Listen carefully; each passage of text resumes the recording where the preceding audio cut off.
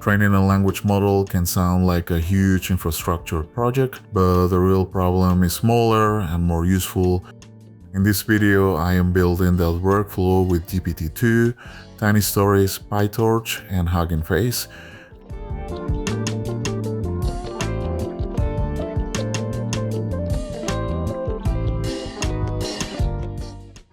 The project stays intentionally small. I am not training a model from scratch, and I am not trying to build a general assistant. The goal is to cache a base GPT-2 model locally, collect a medium-sized story corpus, fine-tune for a short run, save the new checkpoint, and then sample a continuation from a prompt. The requirements are the core pieces for that pipeline. PyTorch provides the tensor and training backend. Transformers gives us the tokenizer, the model class, generation, and trainer. Datasets handles the tiny stories stream, and Accelerate keeps the training setup compatible, whether this runs on a GPU or falls back to CPU.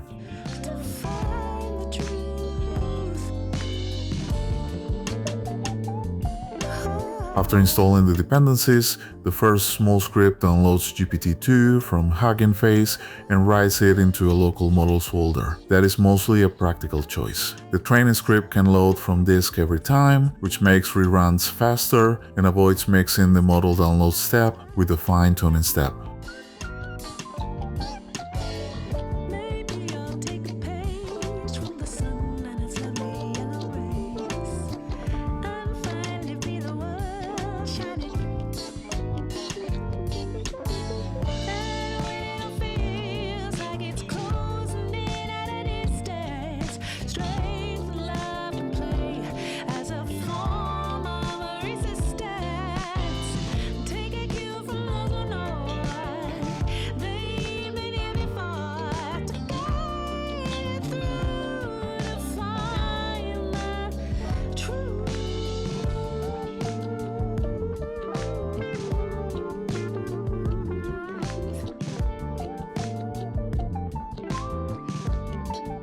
The download is just the tokenizer and the causal language model.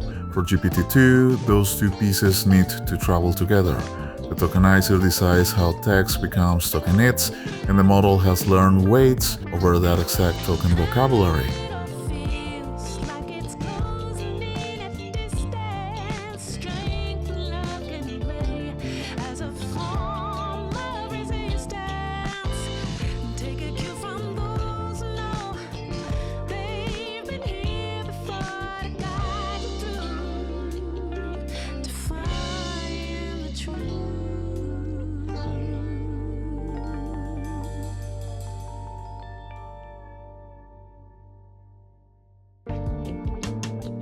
Next, I add the corpus downloader. Tiny Stories is useful here because the examples are short, repetitive in a productive way, and easy to inspect as plain text.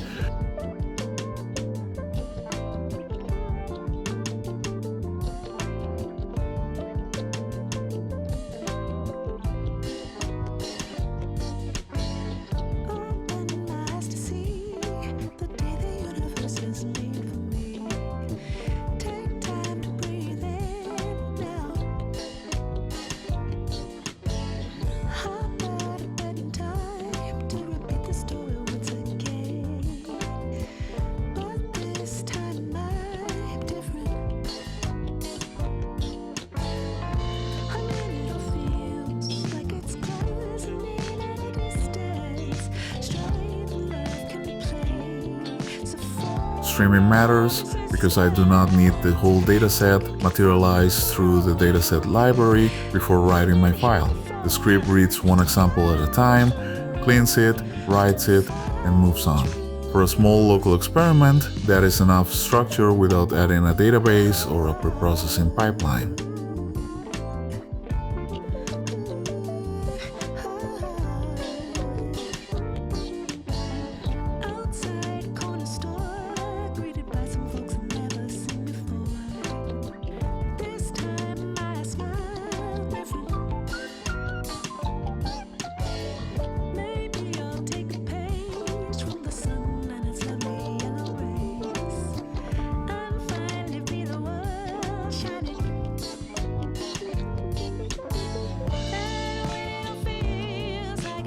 Once the corpus is written, I quickly open it to check the shape of the data. This is not a full data audit, but it catches the important mistakes, empty rows, broken encoding, weird separators, or text that does not look like the domain I intended to train on.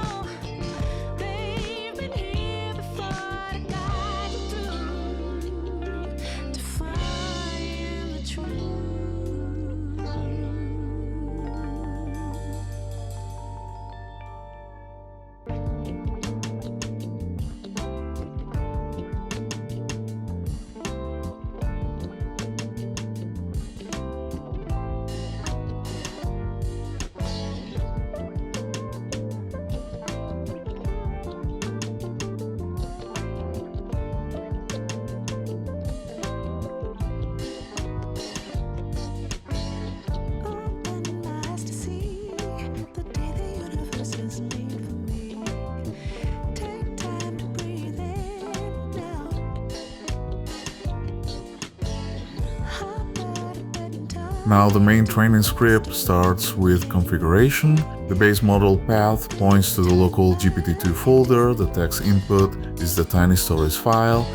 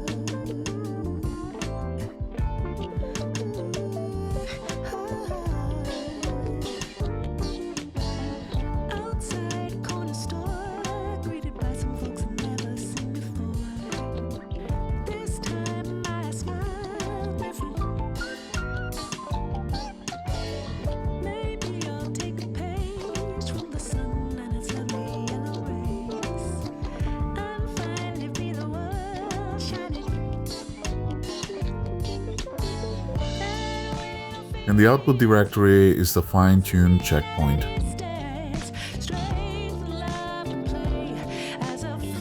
The training settings are deliberately small, short context length, small batch size, 2 epochs, and a hard cap of 100 steps.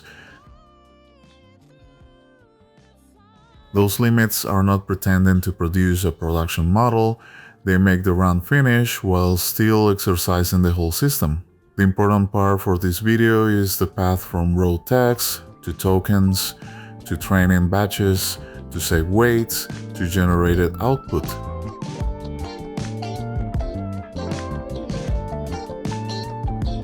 I also define the prompt near the configuration because generation is part of the test. The prompt starts a very simple scene, Jane tastes soup and reacts to it. After training, the model should continue in the style of the tiny stories corpus instead of producing generic GPT-2 text.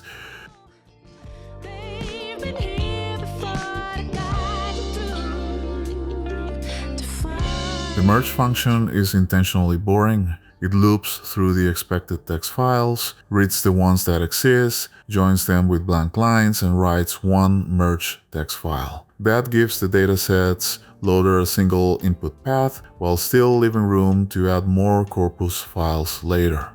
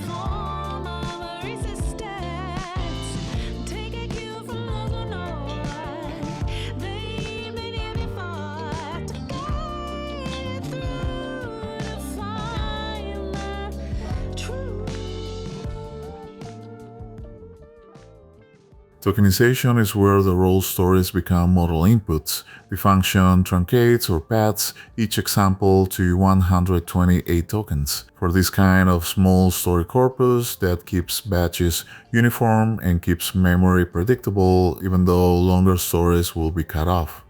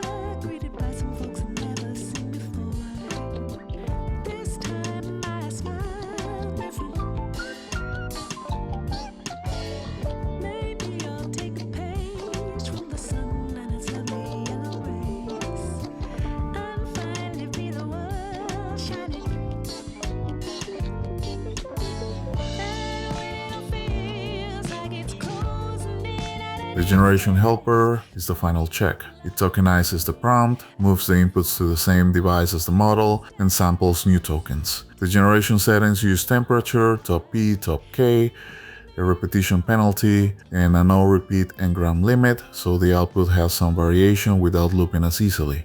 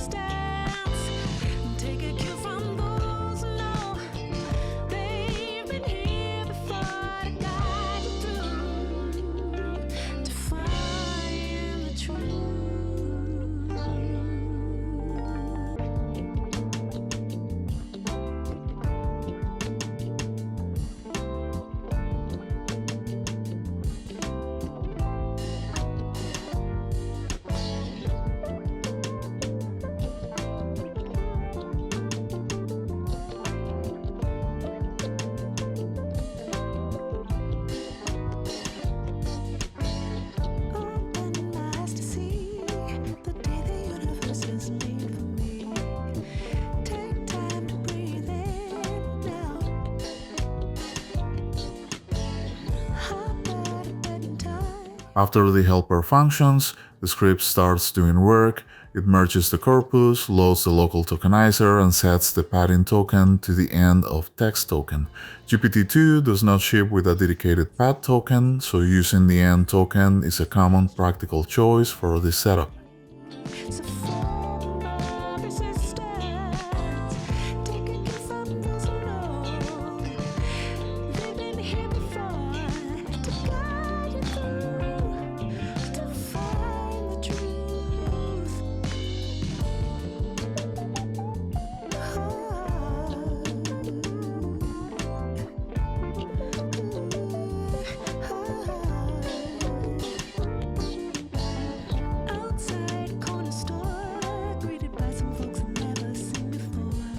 The model loads from the same local folder, and then the text dataset is created from the merged file. Mapping the tokenizer over the dataset turns each text row into fixed-length input its and attention masks. At that point, the data is shaped for causal language modeling.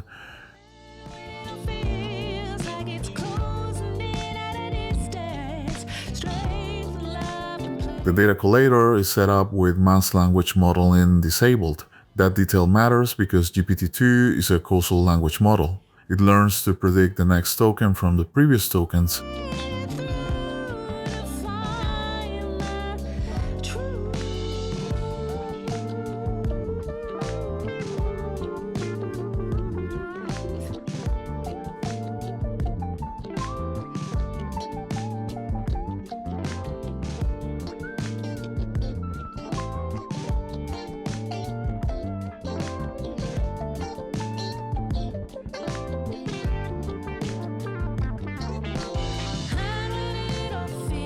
Training arguments collect the operational choices, output directory, epochs, batch size, learning rate, maximum steps, weight decay, save frequency, and login frequency. The script also disables external reporting and chooses CPU only when CUDA is not available.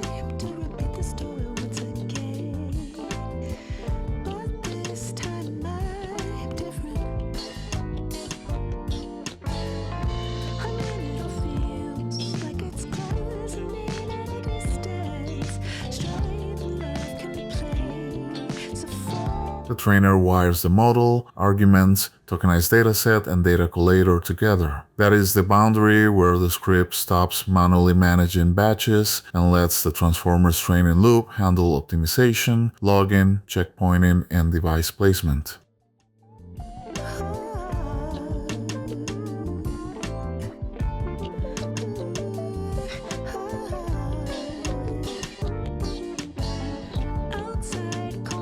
After training, the script optionally applies the sparsity step, saves the model and tokenizer into the output folder, and immediately calls the generation helper. That last call is important because a saved checkpoint is useful, but a generated sample tells us whether the whole pipeline actually ran end-to-end.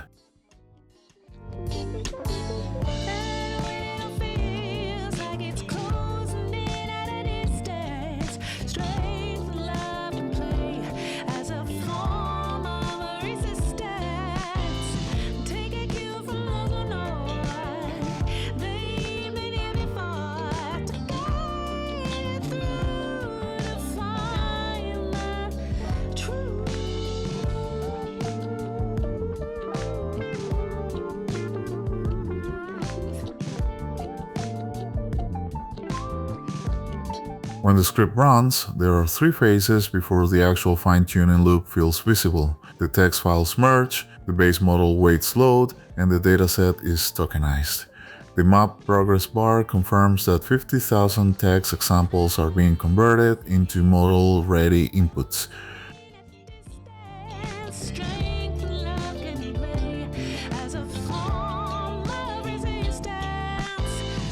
The progress bar also shows the practical cost of even a small fine-tune. 100 steps is quick enough for a demo, but it still has real compute behind it. That is why I keep the model small, the context length short, and the maximum step count explicit. During training, the loss logs are noisy because this is a tiny run with a small batch size. I am not reading too much into each individual number. What matters is that the training loop is stepping, the learner rate schedule is moving, and the run reaches the configured 100 steps.